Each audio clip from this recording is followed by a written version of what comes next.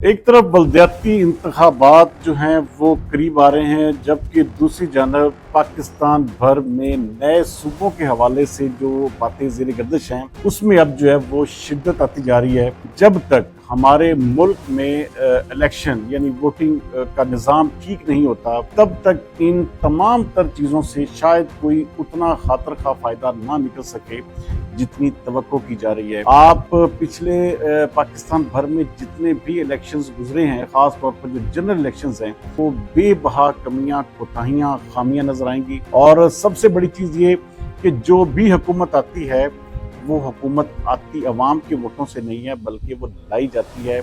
ये सबसे बड़ा हमारे मुल्क पाकिस्तान का अलमिया है। तमिलनाडु की रियासत की मिसाल दूंगा, वहाँ पर एक एक्टर जो है वो उठा, उसने अपनी पार्टी बनाई, उसने अवाम को जो है इतना अट्रैक्ट किया कि उसने भारतीय जनता पार्टी, कांग्रेस समेत बड़ी बड़ी इलाकाई जमातों को हरा कर वो विजय साहब जो है वो वहाँ के सीएम तमिलनाडु बन गए। लेकिन हमारे यहाँ पर बदकिस्मती ये है कि यहाँ पर किसी को भी मैं कहता हूँ उतनी आज़ादी के साथ ना वो सियासत कर सकता है, ना ही वो किसी तरह से अपनी सोसाइटी में, अपने मुल्क में, अपने सूबे में कोई रोल प्ले कर सकता है। एक तरफ बलदियाती इंतखाबात जो हैं वो करीब आ रहे हैं, जबकि दूसरी जानब पाकिस्तान भर में नए सूबों के हवाले से जो बातें ज़ेर गर्दिश हैं उसमें अब जो है वो शिद्दत आती जा रही है।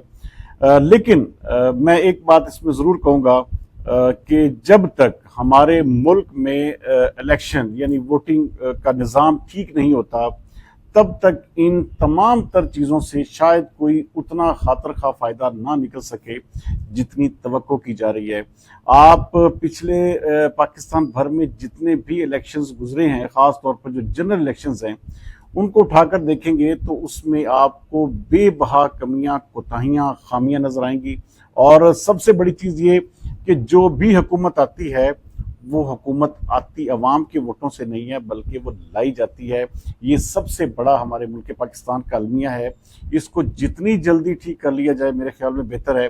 हम अक्सर मिसालें सुनते हैं अपने हमसाया मुल्क भारत की।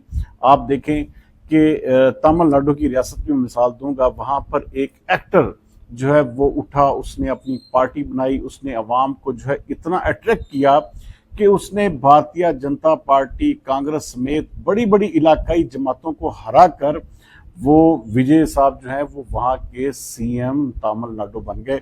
और पूरी दुनिया ने देखा कि लाखों लोग उनके पीछे पीछे थे।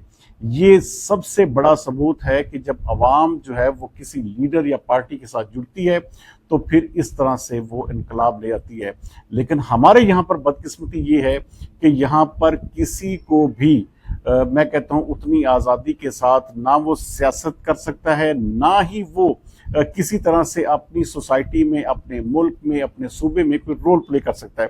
तो सबसे बड़ी चीज़ जो इस वक्त है, डिमांडिंग समझ लें, या इस वक्त जो अवाम का एक मुतालबा है वो ये है कि आप अपने इलेक्शन के निज़ाम को दुरुस्त कर लें। अब देखिए, पाकिस्तान तहरीक इंसाफ भी यही पीट रही है कि आप इस वक्त जो हमारे ऊपर हुकूमत कायम है वो फॉर्म 47 की है। और बहुत सारे हुकूमती जो एक किस्म के लोग हैं वो भी इस बात को अब बरबला मानते हैं कि हमें लाया गया था। तो आपके लाने का सिस्टम जो है, जब इसको कवर कर लेंगे, ठीक कर लेंगे, तो मेरे ख्याल में बहुत सारी चीज़ें बेहतर हो जाएंगी।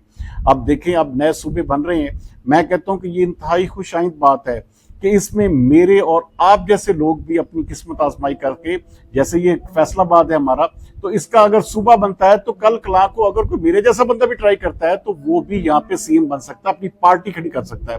तो इसलिए सबसे पहले जो वोटिंग का निज़ाम है यानी इलेक्शन प्रोसेस है, उसको साफ और शफाफ बनाना होगा। और जिसकी भी हुकूमत आए, जो भी यहाँ पर आप समझें कि यहाँ पर एक किस्म का सियासत में अच्छा काम कर रहा है, वो लोगों को अट्रैक्ट कर रहा है अपने विजन से, अपनी चीज़ों से, तो सबसे पहले आपको इलेक्शन का निज़ाम ठीक करना होगा। उसके बाद ये सूबे और फिर ये जो इलेक्शंस हैं इनकी बात होनी चाहिए।